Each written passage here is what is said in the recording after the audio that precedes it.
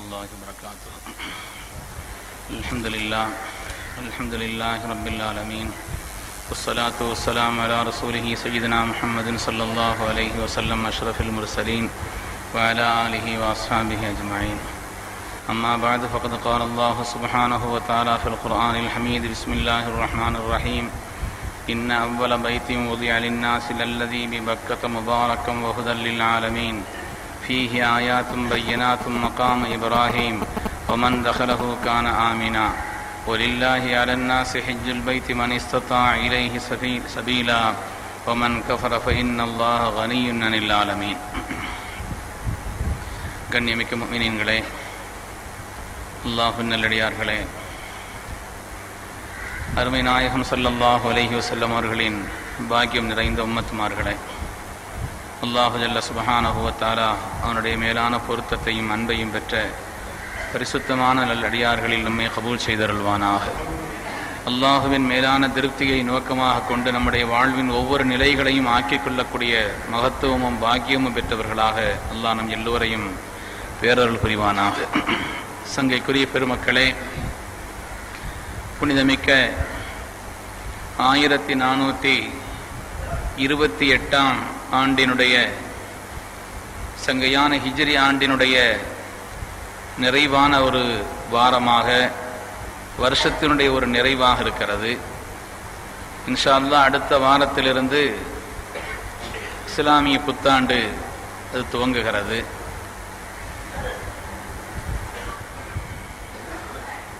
1428 ஆண்டுகள் கண்மணி நாயகம் ஸல்லல்லாஹு அலைஹி வஸல்லம் அவர்கள் இந்த உலகத்தில் அல்லாஹுவினால் அவர்களுக்கு வழங்கப்பட்ட மகத்துவமிக்க தீனை நிறைவு செய்த நாட்கள். பெருமக்களே, புனிதமான இந்த துல்ஹஜ் மாதம் உலகத்தின் ஹாஜிமார்கள் எல்லாம் அல்லாஹுவின் புனிதமான இல்லத்தை தரிசித்துவிட்டு ஹஜ் செய்துவிட்டு தங்களுடைய தாயகங்களுக்கு திரும்பிக் கொண்டிருக்கக்கூடிய காலம். இடங்களிலெல்லாம் பாக்கியமான ஒரு இடம், இடங்களிலெல்லாம் மகத்துவமிக்க ஒரு இடம். எந்த இடத்திலே நமது உயிரினும் மேலான கண்மணி ரசூலுல்லாஹி ஸல்லல்லாஹு அலைஹி வஸல்லம் அவர்கள் பிறந்தார்களோ, எந்த இடத்திலே சய்யிதனா ஜிப்ரீல் அலைஹிஸ்ஸலாத்து வஸ்ஸலாம் அவர்கள் வந்திறங்கி நின்று அவர்களுக்கு வஹியை கொண்டு வந்தார்களோ, எந்த புனிதமான பூமியிலே அல்லாஹுவின் வேதம் இறக்கப்பட்டதோ, மகத்துவமிக்க அந்த புனித பூமியிலே அல்லாஹு தஆலா சங்கையான கஅபாவை பாக்கியமிக்க தன் இல்லத்தை அமைத்திருக்கிறான். பெருமக்களே, அந்த நகரத்தினுடைய பெருமை, ஸல்லல்லாஹு அலைஹி வஸல்லம் அவர்கள் பிறந்தார்கள் என்பது மாத்திரமல்ல, உலகத்தின் எல்லா நபிமார்களும் கால் பதித்த இடம் மக்கமா நகரம். மாமின் நபியின் இல்லா வகத ஹஜ்ஜ, உலகத்தில் வந்த எல்லா நபிமார்களும் ஹஜ் செய்திருக்கிறார்கள் என்று கண்மணி நாயகம் ஸல்லல்லாஹு அலைஹி வஸல்லம் சொன்னார்கள் என்றால், உலகத்தில் வந்த அத்தனை நபிமார்களின் பொற்பாதங்கள் பதிந்த இடம் புனிதமிக்க மக்கமா நகரம். அல்லாஹு தஆலாவினுடைய அத்தாட்சிகள் நிறைந்த இடம் என்று ரப்பு சுப்ஹானஹு வ தஆலா சொல்லி காட்டுகிறான். பெருமக்களே, சுவனலோகத்திலிருந்து இந்த பூமிக்கு அல்லாஹுவினால் அருளப்பட்ட சங்கையான ஹஜருல் அஸ்வத் பொதிந்திருக்கக்கூடிய இடம் புனிதமிக்க மக்கமா நகரம். உலகத்திலேயே வேறு எங்கும் செய்ய முடியாத மகத்துவமிக்க ஒரு அமல், தவாஃப் என்ற பாக்கியமான அமலை செய்வதற்கு பொருத்தமான தகுதியான உன்னதமான ஒரே இடம் சங்கையான கஅபா. அல்லாஹு தஆலா தன்னுடைய அத்தாட்சிகள் அங்கே நிரம்ப இருப்பதாக சொல்கிறான். என்ன அத்தாட்சி பெருமக்கள் விளக்கி சொல்கிறார்கள்? ரப்பினுடைய அத்தாட்சிகள் நிரம்ப இருக்கிறது. உலகத்திலேயே சிறந்த கொள்கையை தாம் பிறந்த பூமியிலேயே சொல்ல முடியாத நிலையில இருந்த கண்மணி நாயகம் ஸல்லல்லாஹு அலைஹி வஸல்லம் இன்று அதற்கு நேர் மாற்றமாக அந்த உன்னதமான கொள்கையை யார் ஏற்றுக்கொள்ளவில்லையோ அவர்கள் அல்லாத மற்ற யாரும் அந்த பூமியிலே நுழைய முடியாது என்று சொல்லக்கூடிய அளவிற்கு உண்டான மகத்துவத்தை அல்லாஹ் ஏற்படுத்தி விட்டான். இஸ்லாத்தினுடைய பிற எந்த கடமைகளையும் கூட பெயரளவுக்காவது யாராவது செய்து பார்க்க முடியும். ஒருவர் லா இலாஹ இல்லல்லாஹ் என்று சொல்கிறார், வெளிப்படையாக அவரை முஸ்லிம் என்று சொல்ல முடியும், கல்விலே நம்பாவிட்டாலும். ஒருவர் தக்பீர் கட்டி அல்லாஹு அக்பர் என்று தக்பீர் கட்டி அஸ்ஸலாமு அலைக்கும் வரை தக்பீரை சலாம் வாங்குகிறார், இவர் வெளிப்படையாக தொழுகிறார் என்று சொல்ல முடியும். பொருளிலே கணக்கிட்டு சரியாக 2.5% ஜக்காத்தை கொடுத்து வருகிறார் வருடம் தோறும், இவரை ஒழுங்கான முறையில் மார்க்கத்தினுடைய கடமையை நிறைவேற்றுகிறார் என்று சொல்ல முடியும். புனித ரமதானில் சஹரில் இருந்து மகரிப் வரை அவர் நோன்பு வைத்திருக்கிறார், உண்ணாமல் பருகாமல் புலன்வழி செல்லாமல் நோன்பாளி என்று சொல்ல முடியும். வெளிப்படையாக இந்த காரியத்தை அவர் செய்ய முடியும். ஆனால் ஹஜ் என்பது ஈமான் அல்லாத, ஈமானுடையவர்கள் அல்லாத மற்ற யாருமே செய்ய முடியாத ஒரு காரியம். சோதனைக்காக கூட செய்து பார்க்க முடியாது. ஏனென்றால் அப்படி செய்ய வேண்டும் என்று சொன்னால் அந்த புனித பூமிக்கு செல்ல வேண்டும். புனித பூமி அல்லாத வேறொரு இடத்திலே இருந்து அந்த அமலை செய்ய முடியாது. அல்லாஹு தஆலா ஹஜ்ஜிலே எல்லா அமல்களையும் சேர்த்து வைத்திருக்கிறான். ஈமானை எதிலே சேர்த்து வைத்திருக்கிறான், தொழுகை எதிலே சேர்த்து வைத்திருக்கிறான். காலமெல்லாம் எந்த கஅபாவை முன்னோக்கி, இந்த கஅபாவை முன்னோக்கி நான் தொழுகிறேன் என்று சொல்கிறோமோ அந்த சங்கையான கஅபாவை நேரடியாக முன்னோக்கக்கூடிய மகத்துவமிக்க ஒரு பாக்கியத்தை அல்லாஹ் ஹஜ்ஜிலே வைத்திருக்கிறான். பொருளாதார ரீதியான செலவழிக்குதலை அல்லாஹ் ஹஜ்ஜிலே வைத்திருக்கிறான். எனவே ஹஜ் என்பது எல்லா அமல்களின் சாரம் என்று பெருமக்கள் சொல்கிறார். கண்ணியமிக்க பெருமக்களே, சஃபாவை பற்றி அல்லாஹ் குர்ஆனிலே சொன்னான், மர்வாவை பற்றி அல்லாஹ் குர்ஆனிலே சொன்னான், அரஃபாத்தை பற்றி அல்லாஹ் குர்ஆனிலே சொன்னான், மஷாருல் ஹராம் என்ற முஸ்தலிஃபாவை பற்றி அல்லாஹ் குர்ஆனிலே சொன்னான். அங்கே உள்ள ஒவ்வொரு இடங்களை பற்றியும் ரப்பு சுப்ஹானஹு வ தஆலா அருள்மறையிலே சொல்லி வைத்திருக்கிறான். ரப்பினுடைய நிதர்சனமான அத்தாட்சி. மக்கமா நகரத்திலே எந்த ஒரு இடத்திலும் இன்றும் ஒரு கிணறு இல்லை பெருமக்களே. மக்கமா நகரத்தினுடைய எந்த ஹோட்டலிலும் தண்ணீர் சப்ளை என்று சொன்னால் வெளியிலே இருந்து கொண்டு வந்து அங்கே தண்ணீரை அவர்கள் காசுக்கு பணத்திற்கு வெளியிலே கொண்டு வந்துதான் தண்ணீரை ஊற்றி அதை பயன்படுத்த முடியும். கிணறு இல்லாத ஒரு பூமி, கிணறு இல்லாத ஒரு இடம் மக்கமா நகரம். அப்படிப்பட்ட மக்கமா நகரத்திலே ஒரு 5.5 அடி ஆழத்திலே உள்ள ஒரு ஜம்சம் வருகின்ற மக்களின் தாகத்தை எல்லாம் தீர்க்கக்கூடியதாக, தேட்டத்தை எல்லாம் தீர்க்கக்கூடியதாக.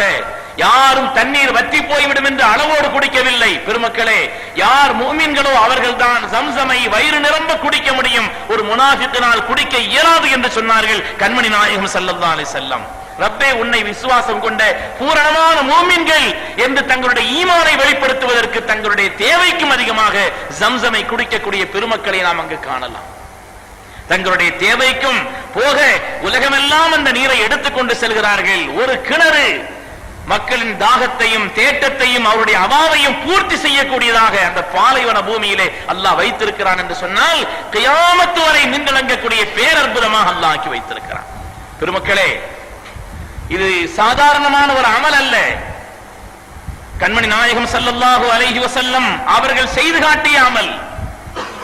ஸல்லல்லாஹு அலைஹி வஸல்லம் கொள்கையை நாம் பின்பற்றுகிறோம் என்பது மாத்திரமல்ல, அவர்களின் கோலத்தையும் பின்பற்றுகிறோம் என்பதற்கு அடையாளமாக அவர்கள் எப்படி ஒரு வெள்ளுடை தரித்து வந்தார்களோ, மேல் ஒரு ஆடையும் கீழ் ஒரு ஆடையுமாக கிட்டத்தட்ட 1400 ஆண்டுகளுக்கு முன்னால் துல்ஹுலைஃபாவிலிருந்து ஹஜ்ஜினுடைய நியத்தை செய்தவர்களாக கண்மணி நாயகம் ஸல்லல்லாஹு அலைஹி வஸல்லம் 19 நாட்கள் பயணம் செய்து புனிதமான மக்கமா நகரத்திற்கு துல்ஹஜ் மாதம் 4ஆம் நாள் வருகிறார்கள். 19 நாட்கள் புனித பயணத்தை மேற்கொண்டு துல்ஹஜ் மாதம் 4ஆம் நாள் மக்காவை வந்து அடைகிறார்கள். அந்த மக்கமா நகரம் வந்ததற்கு பின்னால் அவர்கள் மினாவிலே 8ஆம் நாள் இருந்துவிட்டு 9ஆம் நாள் அரஃபாவினுடைய பெருவழியிலே ஒன்று சேர்கிறார்கள். மினா என்பதை ஒரு கூடார திருநகர் என்றே சொல்லலாம். ஒரு 100 பேர் கூட வசிக்க இயலாத ஒரு இடம். இன்று அந்த ஊரிலே மக்கள் வசிக்கவில்லை. ஒரே ஒரு பிரம்மாண்டமான பள்ளி இருக்கிறது, இன்னொரு பள்ளியும் கட்டப்பட்டிருக்கிறது.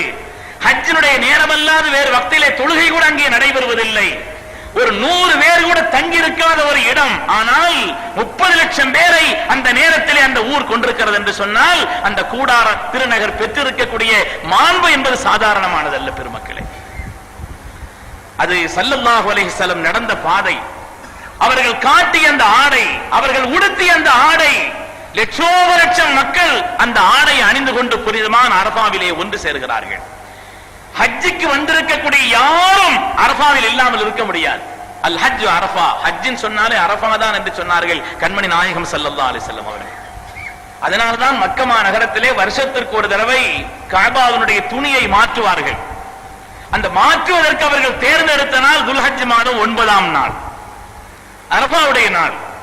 ஏனென்றால் அரஃபாவுடைய நாளில் தான் மக்காவில் கூட்டம் இருக்காது, எல்லா கூட்டமும் அரஃபாவுக்கு சென்றுவிடும் என்ற காரணத்தினாலே கஅபாவின் துணியை அவர்கள் மாற்றுவதற்கு தேர்ந்தெடுத்த நாள் துல்ஹஜ் மாதம் 9ஆம் நாள்.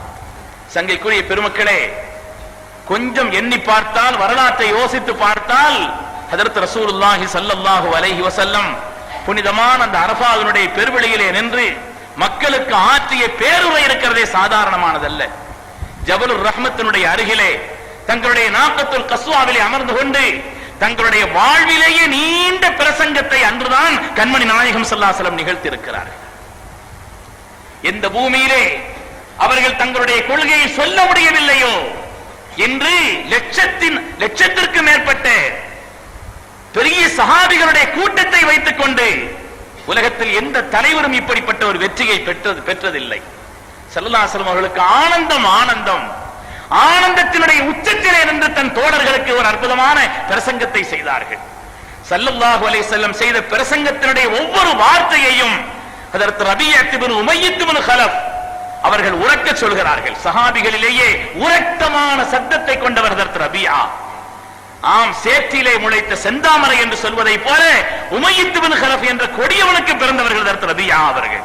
ஸல்லல்லாஹு அலைஹி வஸல்லம் தங்களுடைய ஒட்டகத்தின் மேல் ஏறி நின்று ரபியா நான் சொல்வதை உரக்க சொல்லுங்கள் என்று சொன்னார்கள். ஸல்லல்லாஹு அலைஹி வஸல்லம் சொல்கிறார்கள், மக்களே அய்யுஹன் நாஸ் இஸ்மஉ கௌலி, மக்களே நான் சொல்வதை காதுதாழ்த்து கேளுங்கள் என்று சொன்னார்கள். அதற்கு ரபியா உரக்கமிட்டு சொல்கிறார்கள், உரத்து சொல்கிறார்கள்.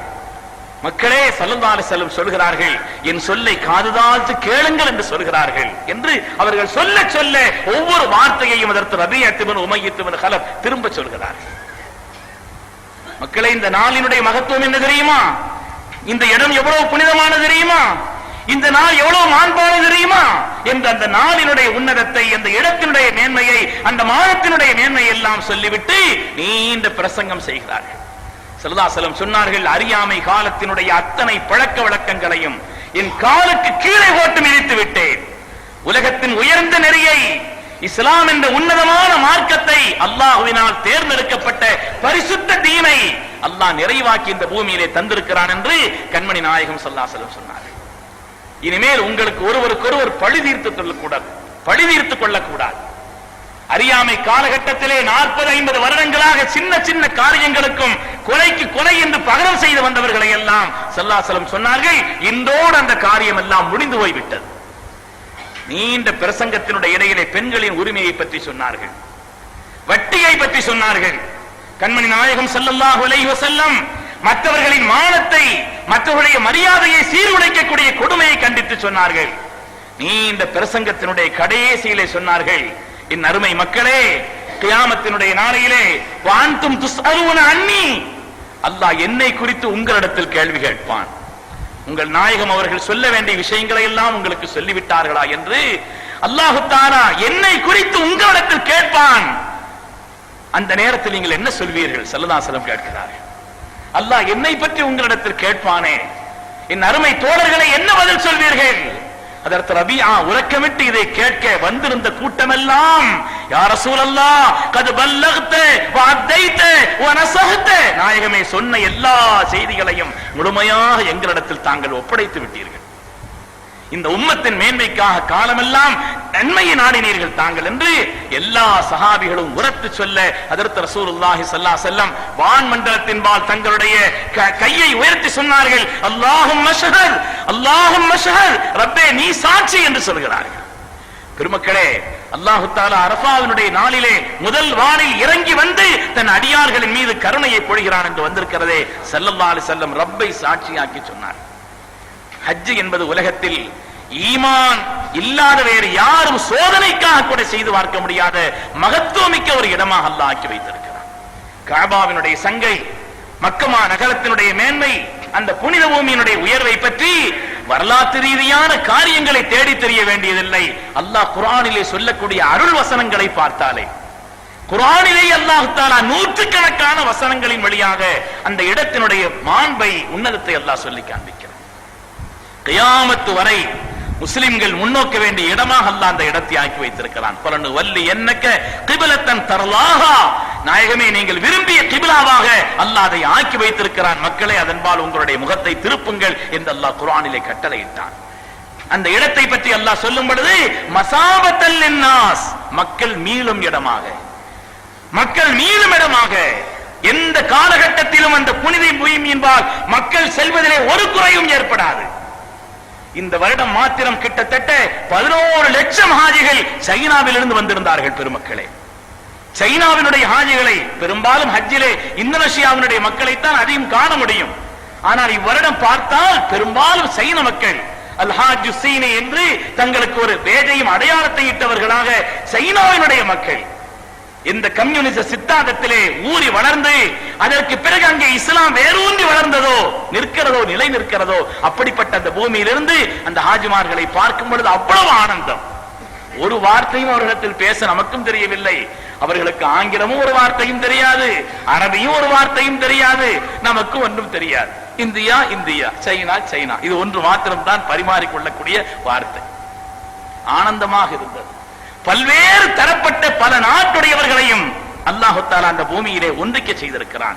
மசாபத்தல் லின்னாஸ், மக்கள் மீளும் இடமாக, மக்கள் மீளும் இடமாக, ஹஜ்ஜின் வழியாக உம்ராவின் வழியாக எல்லா காரியத்தின்பால் மீளும் இடமாக அல்லாஹு தஆலா அந்த புனித பூமி ஆக்கி வைத்திருக்கிறான். இந்த இடத்துல அல்லாஹ் சொன்னான், ஜஅலல்லாஹுல் கஅபத்தல் பைத்தல் ஹராம கியாமன் லின்னாஸ், சங்கையான அந்த கஅபாவை அல்லாஹு தஆலா மக்களுக்குண்டான எல்லா தேவைகளையும் நிறைவேற்றும் இடமாக ஆக்கி வைத்திருக்கிறான். கிவாமன் லிமசாலிஹிமுத் தீனிய்யத்தி வத்துன்யவிய்யா, உலகியல் ரீதியான மறுமை ரீதியான எல்லா காரியங்களையும் நிறைவேற்றுவதற்கான ஒரு ஸ்தலமாக அல்லாஹ் அதை ஆக்கி வைத்திருக்கிறான் என்று அருள்மறை குர்ஆன் சொல்லி காண்பிக்கிறது. பெருமக்களே, குர்ஆன் ஷரீஃபின் வழியாக பன்னூற்றுக்கணக்கான ஆயாத்துகளின் வழியாக அல்லாஹு தஆலாவினால் அதனுடைய மேன்மை நமக்கு எடுத்து சொல்லப்பட்டிருக்கிறது. அங்கே செய்யக்கூடிய ஒவ்வொரு காரியமும் நமது உயிரினும் மேலான கண்மணி ரசூலுல்லாஹி ஸல்லல்லாஹு அலைஹி வஸல்லம் அவர்கள் நமக்கு சொல்லி காட்டிய செய்து தந்த உன்னதமான நடைமுறையாக இருக்கிறது. ஆசைப்பட வேண்டும், அதற்காக நாம் துஆவும் செய்ய வேண்டும். அல்லாஹு ஜல்ல சுப்ஹானஹு வ தஆலாவினுடைய புனிதமான அழைப்பின் பேரில் அந்த இடத்திலே ஒன்று கூடிய ஹாஜிமார்கள் எல்லா காரியத்தை குறித்தும் துஆ செய்தார். எல்லா காரியத்தை குறித்தும் அரஃபாவினுடைய பெருவெளியிலே நின்று செய்யப்படக்கூடிய அந்த துஆ இருக்கிறதே, ஸல்லல்லாஹு அலைஹி வஸல்லம் திருவாசகத்தை பார்த்தால் தன்னை இந்த அளவிற்கு அவர்கள் அர்ப்பணிக்கக்கூடிய பணிவிலே ஆழ்த்தக்கூடிய ஒரு வார்த்தை ஹதீஸிலே நமக்கு பார்த்தால் ஆச்சரியமாக இருக்கிறது. அல்லாஹும்ம இன்னக தஸ்மஉ கலாமி வ தரா மகானி, ரப்பே என் சொற்களை எல்லாம் நீ கேட்டுக் கொண்டிருக்கிறாய், என்னை இதோ நீ நிதர்சனமாக பார்த்து கொண்டிருக்கிறாய், நான் இருக்கிறேன் நாயகர். ரப்பே அனல் பாயிசுல் ஃபகீர், ஒரு ஏழையானவன், எல்லா நிலையிலும் குறைபாடுடையவன். தன்னை சொல்கிறார்கள் அனல் முதுனிப், நான் ஒரு பாவி என்று சொன்னார்கள். பெருமக்களே, அந்த இடத்துல இருந்து ஸல்லல்லாஹு அலைஹி வஸல்லம் அனல் முஸ்தகீஸ், உன் உதவி அல்லாது வேறு எந்த உதவியும் இல்லாத ஒரு நிலையிலே உள்ளவன், இந்த இடத்திலே நின்று கேட்கிறேன் என்று தனக்காக மாத்திரமல்ல பெருமக்களே, ஸல்லல்லாஹு அலைஹி வஸல்லம் நீண்ட துஆவிலே அதிகமான துஆ இந்த உம்மத்திற்கு தான் செய்தார். அல்லாஹ்விடத்திலே வாக்குறுதி கேட்டார்கள். ஒரு மனிதர் தன்னுடைய வாழ்க்கையில் எந்த பாவங்களை செய்தாலும் சரி, அரஃபாவினுடைய பெருவெளியில் நின்று அவர் உன்னிடத்தில் துஆ செய்தால் அந்த பாவங்களை எல்லாம் மன்னிக்க வேண்டும் என்று உறுதி கேட்டார்கள். அல்லாஹ் வாக்களித்தான், ஒன்றே ஒன்றை தவிர என்று சொன்னான். ஒன்றே ஒன்றை தவிர, ஒருவர் அடுத்தவருக்கு செய்த அநீதத்தை தவிர அவர் மன்னிக்காமல் நான் மன்னிக்க இயலாது என்று அல்லாஹ் சொன்னான். ஸல்லல்லாஹு அலைஹி வஸல்லம் மீண்டும் முஸ்தலிஃபாவில் இருந்து கேட்கிறார்கள், ரப்பே யாருக்கு அநீதி இழைத்தாரோ அவருக்கு உன்புறத்திலிருந்து சன்மானத்தை கொடுத்து இவரை நீ மன்னிக்க வேண்டும் என்று கேட்டார்கள். அதையும் அல்லாஹ் ஏற்றுக்கொண்டான் என்று ஹஜ்ரத் ரசூலுல்லாஹி ஸல்லல்லாஹு அலைஹி வஸல்லம் சொல்கிறார். அருமையான பெருமக்களே, எனவே பாக்கியமும் புண்ணியமும் நிறைந்த ஒரு புனிதமான இடம் இந்த துல்ஹஜ் மாதம், இந்த வருஷத்தினுடைய நிறைவாக இருக்கக்கூடிய இந்த துல்ஹஜ்ஜிலே ஹாஜிமார்கள் ஹஜ்ஜை எல்லாம் நிறைவேற்றிக் கொண்டு தங்களுடைய தாயகங்களுக்கு திரும்பிக் கொண்டிருக்கிறார்கள். அந்த புனிதமான இடத்திலே எல்லா மக்களுக்காக வேண்டி செய்யப்பட்ட எல்லா துஆக்களையும் அல்லாஹ் பூரணமாக கபூல் செய்தருள்வானாக. யாரெல்லாம் இவ்வருடம் புனித ஹஜ்ஜிலே ஹஜ்ஜை நிறைவேற்றினார்களோ எல்லோருடைய ஹஜ்ஜையும் அல்லாஹ் பூரணமாக கபூல் செய்தருள்வானாக. ரப்பிடத்தில் மக்பூலான ஹஜ்ஜாக, அதன் விளைவாக சமூகத்திலே தீனியான துன்யவியான எல்லா மேன்மைகளுக்கும் அல்லாஹ் அதை காரணமாக ஆக்கி வைத்தருள்வானாக. நம் எல்லோருக்கும் நம் சந்ததிகளுக்கும் அல்லாஹ் அந்த நசீபை தந்தருள்வானாக. புனிதமான நிறைவாக வரக்கூடிய இந்த வருடத்தில் நம்முடைய வாழ்க்கையில் செய்துவிட்ட குற்றங்குறைகளை அல்லாஹ் மன்னித்தருள்வானாக. வரக்கூடிய ஆண்டுகளை நம்முடைய வாழ்க்கையின் எல்லா மேன்மைகளுக்கும் அல்லாஹ் காரணமாக ஆக்கி வைத்தருள்வானாக. سيدنا محمد صلى الله عليه وسلم وآخر دعوانا الحمد لله رب العالمين. This audio was downloaded from tamilbayan.com.